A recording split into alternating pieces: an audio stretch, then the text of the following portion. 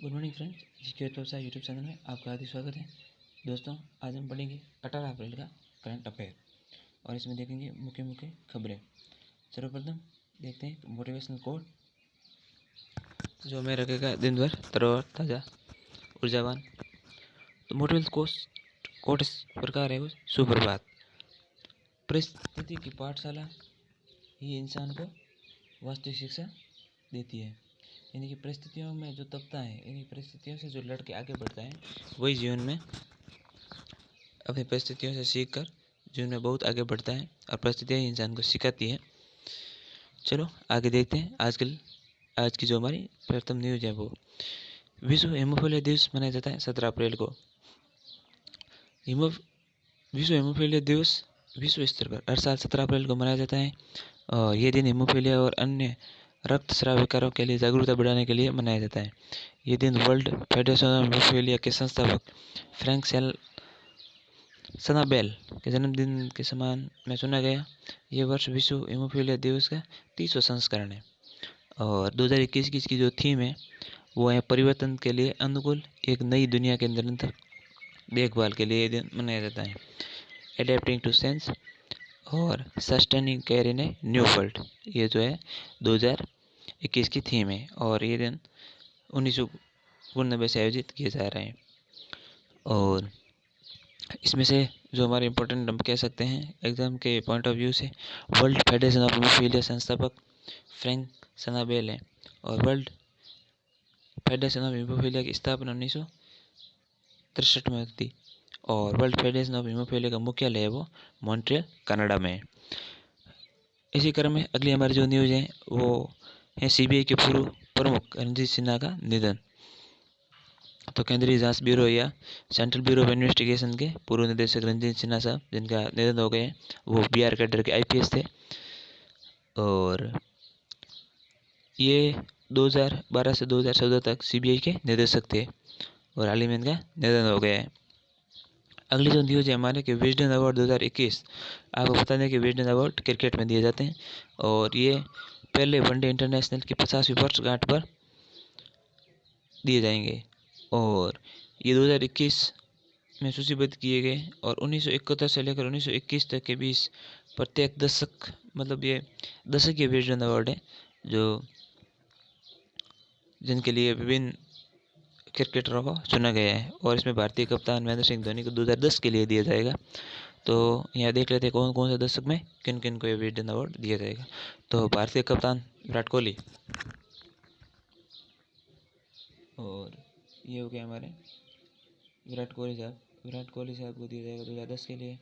सचिन तेंदुलकर को दिया जाएगा 1990 के लिए। कपिल देव को दिया जाएगा 1980 के लिए और इंग्लैंड का ऑलराउंडर बेन स्टोक्स, इनको दिया जाएगा leading cricketer of the year के लिए। और आगे ऑस्ट्रेलिया के बेन मूडी, इनको leading women cricketer in the world के लिए दिया जाएगा। इस प्रकार ये अवार्ड दिए जाएंगे। अगली जो हमारी न्यूज़ है वो है कि सुप्रसिद्ध रेडियोलॉजिस्ट डॉक्टर कक्करला सुब्बाराव का निधन। सुप्रसिद्ध रेडियोलॉजिस्ट डॉक्टर कक्करला सुब्बाराव, जिन्होंने निज़ाम के institute of medical sciences Hyderabad में भी काम किया था। निज़ाम के इंस्टीट्यूट ऑफ साइंस हैदराबाद में भी इन्होंने काम किया था और इनका निधन हो गया। आगे हम देखते हैं अगली न्यूज़ है कि पीएम मोदी ने बाबा साहेब अम्बेडकर से संबंधित 4 पुस्तकों का विमोचन किया। तो माननीय प्रधानमंत्री जी ने जो हाल ही में 14 अप्रैल को डॉक्टर अम्बेडकर साहब का जयंती थी, उनके उपलक्ष्य में और डॉक्टर अम्बेडकर को याद करते हुए 4 पुस्तकों का विमोचन किया जो डॉक्टर अम्बेडकर साहब के सम्मान में और लोगों को डॉक्टर अम्बेडकर के बारे में जागरूकता प्रदान करने के लिए और साथ ही ये जानने के लिए कि उनके व्यक्तित्व से कुछ सीखा जाए और उनके व्यक्तित्व के आधारित या उनके व्यक्तित्व के आधार पर ये निर्मित उनकी किताबें पढ़ी है जिससे हम उनको जान सकें। तो जैसे पहली पुस्तक है डॉक्टर अम्बेडकर जीवन दर्शन, दूसरी है डॉक्टर अम्बेडकर व्यक्ति दर्शन, तीसरी है डॉक्टर अम्बेडकर राष्ट्र दर्शन और चौथी है डॉक्टर अम्बेडकर आयाम दर्शन। ये हम पढ़ के डॉक्टर अम्बेडकर को जान सकते हैं। अगली जो न्यूज़ है हमारी कि 8वें इंडो किर्गिज स्पेशल फोर्स अभ्यास खंजर का शुभारंभ। खंजर भारत और ये किर्गिस्तान के बीच में युद्ध अभ्यास है और जिससे दोनों देशों के बीच में एक दूसरे को जानने की, समझने की, सेनाओं के बीच में वो गतिविधियों में जानकारी बढ़ा सकते हैं और दोनों भविष्य में होने वाले खतरों से निपटने के लिए अच्छी रणनीति बना के आगे बढ़ सकते हैं। इस क्वेश्चन में हम याद रख सकते हैं कि किर्गिस्तान की जो राजधानी है बिश्केक है और किर्गिस्तान के राष्ट्रपति है वह सदीर जापरोव है और किर्गिस्तान की मुद्रा है वो किर्गिस्तानी सोम है। अगली जो हमारी न्यूज़ है वो हो जाएगी कि अपनी पहली भुगतान कार्यक्षमता के लिए आरबीएल बैंक ने की मास्टर कार्ड के साथ साझेदारी। तो विभिन्न पेमेंट ये जो बैंक्स हैं वो पेमेंट बैंक के माध्यम से एक तरह से बैंकिंग गतिविधियों को बढ़ावा देने के लिए विभिन्न प्रकार के समझौते करती हैं। तो आरबीएल बैंक ने मास्टर कार्ड ने मोबाइल आधारित उपभोक्ता अनुकूल भुगतान समाधान पे बाय बैंक ऐप लॉन्च करने के लिए अपनी साझेदारी की घोषणा की, जो भारत में अपनी तरह की पहली भुगतान कार्यक्षमता है। आरबीएल बैंक खाताधारक अब अपने मोबाइल बैंकिंग एप्लीकेशन के माध्यम से इन स्टोर और ऑनलाइन दोनों सुविधाएं पर संपर्क लेन देन का आनंद कर सकते हैं और कार्य क्षमता दुनिया भर में व्यापारियों स्वीकार करने में सभी मास्टर कार्ड उपलब्ध होंगे।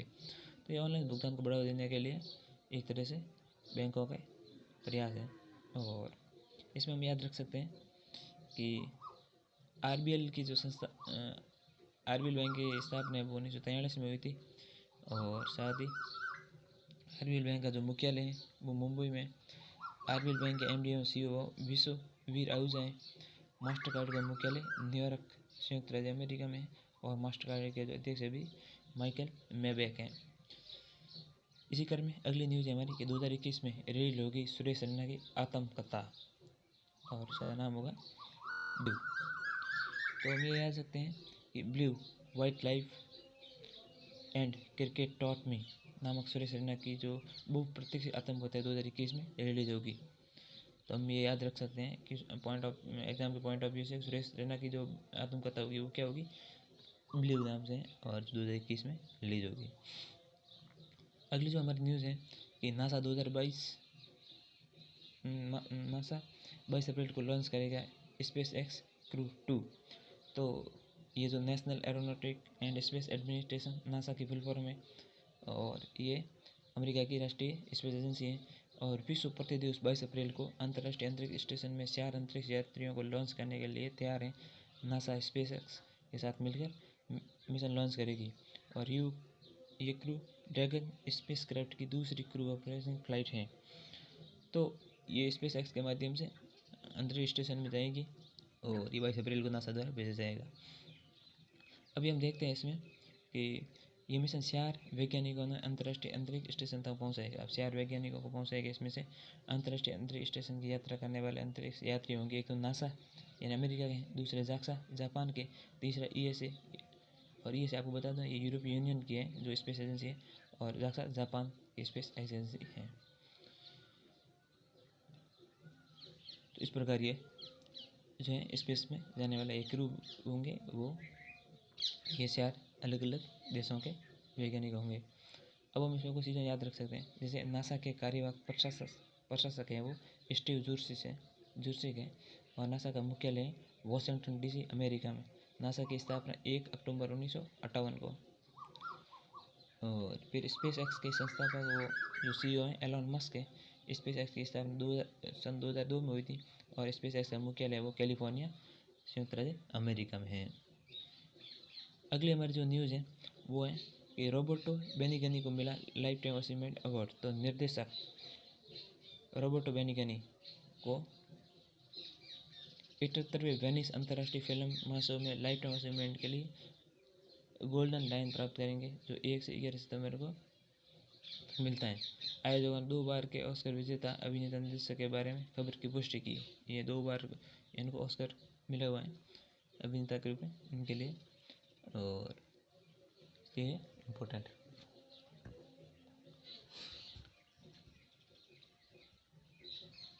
इस क्रम में अगली हमारी जो न्यूज़ होगी वो होगी कि माइक्रोसॉफ्ट ने 19.7 बिलियन डॉलर के लिए एआई स्पीच टैग कंपनी नाम खरीदी। देख लेते हैं इसमें कि जो माइक्रोसॉफ्ट ने पहले लिंक्डइन खरीदी, उसके बाद अब दूसरा सबसे बड़ा जो अधिग्रहण किया है वो टेक दिग्गज ने AI स्पीस के टेक फर्म को नॉन्स को $19.7 बिलियन में खरीद लिया है। इस कदम से माइक्रोसॉफ्ट को आवाज़ पहचानने में मदद मिलेगी। खासकर ये नॉन्स कंपनी है, ये वॉइस से संबंधित है, आवाज़ से संबंधित है। तो जो अपने डेटा ट्रांसफ़र करने में या वॉइस इशू है उसको सॉल्व करने के लिए ये माइक्रोसॉफ्ट ने ये अधिग्रहण किया है। और इसमें हम देख लेते हैं और हमारे एग्ज़ाम के पॉइंट ऑफ व्यू से तो हमें कैसे माइक्रोसॉफ्ट के जो CEO है वो सत्य नडेला है, और माइक्रोसॉफ्ट का जो मुख्यालय है वो रेडमंड वाशिंगटन संयुक्त राज्य अमेरिका में, और नॉन्स के जो CEO हैं मार्क डी बेंजामिन, और नॉन्स का जो मुख्यालय है वो है मैसाचुसेट्स संयुक्त राज्य अमेरिका में। और नॉन्स की जो स्थापना है वो हुई थी 1992 में संयुक्त राज्य अमेरिका में। इस प्रकार हमारी जो आज की न्यूज़ है वो कंप्लीट होते हैं, और निश्चित तौर पर ये भविष्य में होने वाले हमारे जो भी कॉम्पिटिटिव एग्जाम है उनमें इम्पोर्टेंट होगी। और उम्मीद करता हूँ आपने इस वीडियो से कुछ सीखा ही होगा। अगर आपने इस वीडियो से कुछ सीखा है तो हमारे चैनल को लाइक करिए, शेयर करिए, कमेंट कीजिए और चैनल को सब्सक्राइब कीजिए। धन्यवाद।